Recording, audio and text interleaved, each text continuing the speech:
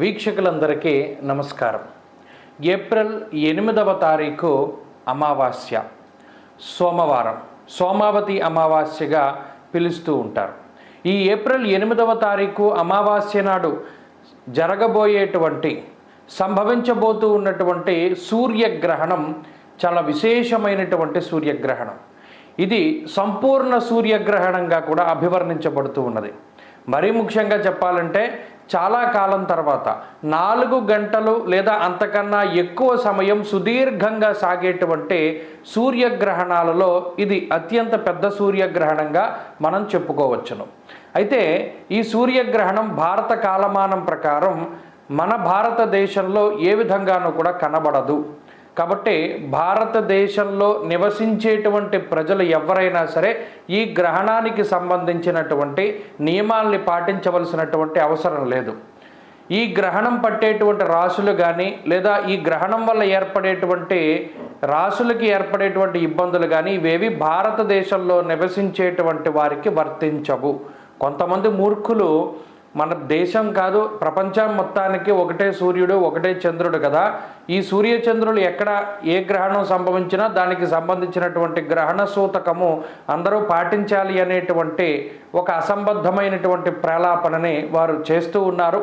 అయినప్పటికీ శాస్త్రం చెప్పినటువంటి ప్రమాణాల ప్రకారం కనిపిస్తేనే కానీ ఏదో ఒక గ్రహణం మనకి కంటికి కనబడితేనే కానీ దానికి సంబంధించినటువంటి పరిహారాలు కానీ ఆ గ్రహణానికి సంబంధించినటువంటి నియమాలను కానీ ఆ గ్రహణ శూల లేదా మరి ఏ ఇతరత్ర గ్రహణం తాలూకు విషయాలు కానీ మనం పాటించవలసినటువంటి అవసరం లేదు. అది మన కంటికి కనబడితేనే మనం పాటించాలి. కనబడనంత వరకు మనకి గ్రహణానికి ఏ విధమైనటువంటి సంబంధం ఉండదు.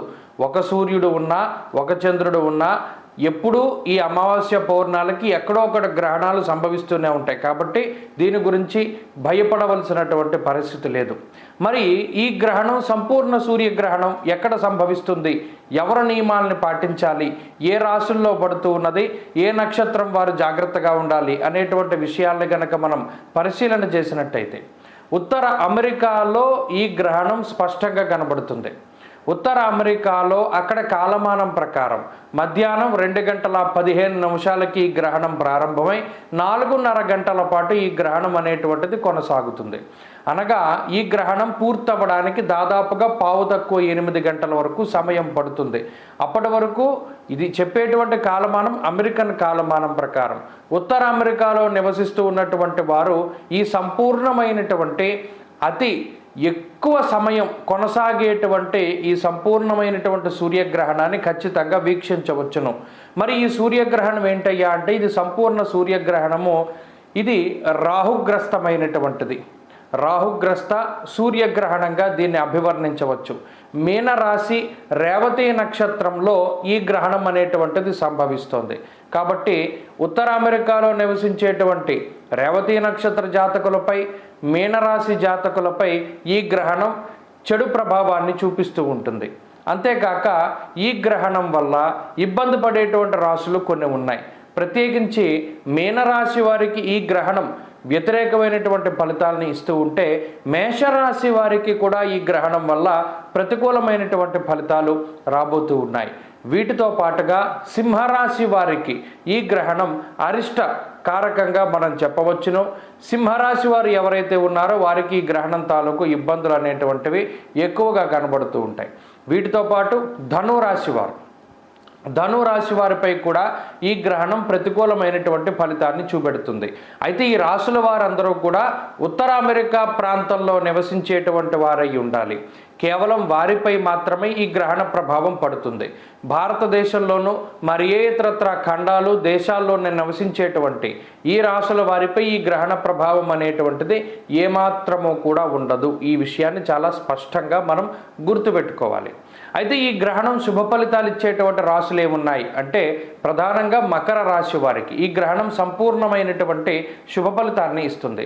అలాగే వృషభ రాశి వారికి ఈ గ్రహణం తాలూకు శుభ ఫలితాలు చాలా అధికంగా ఉంటాయి. తదుపరి మిథున రాశి వారికి కూడా ఈ గ్రహణం అత్యంత శ్రేయోదాయకమైనటువంటి ఫలితం ఇస్తుంది. ఇక తులారాశి వారికి ఈ గ్రహణం అత్యంత శుభ ఫలితాలని ఇవ్వబోతూ ఉన్నది.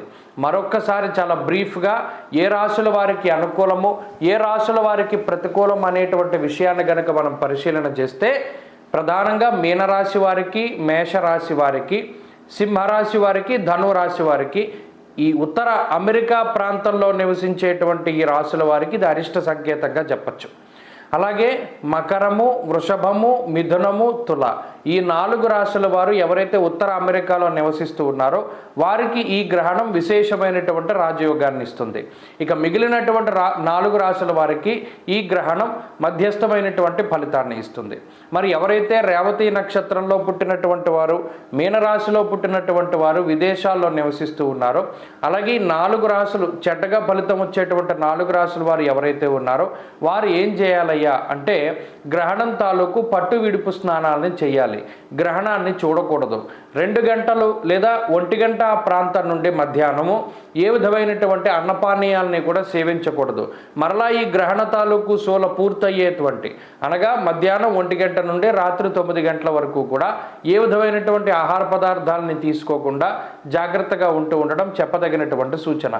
2 గంటల 15 నిమిషాలకి ముందు పట్టు స్నానాన్ని చేసి 8 గంటలకి విడుపు స్నానాన్ని చేయాలి.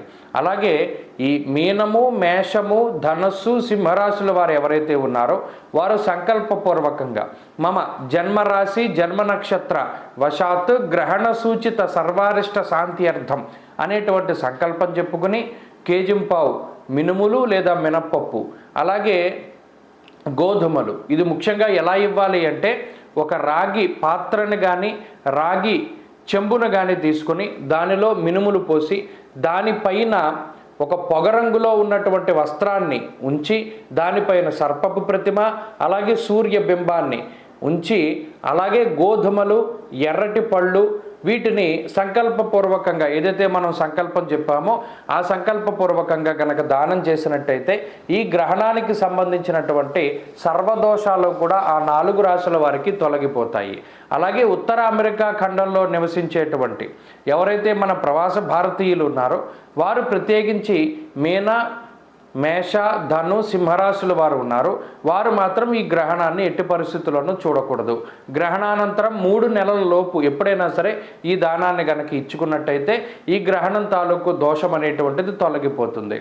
ప్రత్యేకించి ఇది అతి దీర్ఘమైనటువంటి సూర్యగ్రహణం కాబట్టి చాలా జాగ్రత్తగా దీన్ని దృష్టిలో పెట్టుకొని గ్రహణ తాలూకు నియమాన్ని అన్నిటినీ కూడా ఆచరించవలసినటువంటి బాధ్యత ఉత్తర అమెరికా ప్రాంతంలో నివసించేటువంటి అందరిపై కూడా ఉన్నది. అలాగే గ్రహణ సమయంలో ఏవైతే అరిష్ట రాశుల వారు ఉన్నారో వారు ఆదిత్య హృదయ స్తోత్ర పారాయణాన్ని ఎన్నిసార్లు వీలుంటే అన్నిసార్లు పారాయణ గనక చేయగలిగితే ఆ దోషం నుండి కూడా బయటపడడానికి అవకాశం ఉంటుంది. దర్భగడ్డి గనక ఎక్కడైనా దొరికితే ఆ గడ్డిని మీ ఇంటి మీద వేసుకోండి. తత్ఫలితంగా గ్రహణ తాలూకు దోషాలు ఇవి కూడా మీకు అంటకుండా ఉంటాయి. స్వస్తి.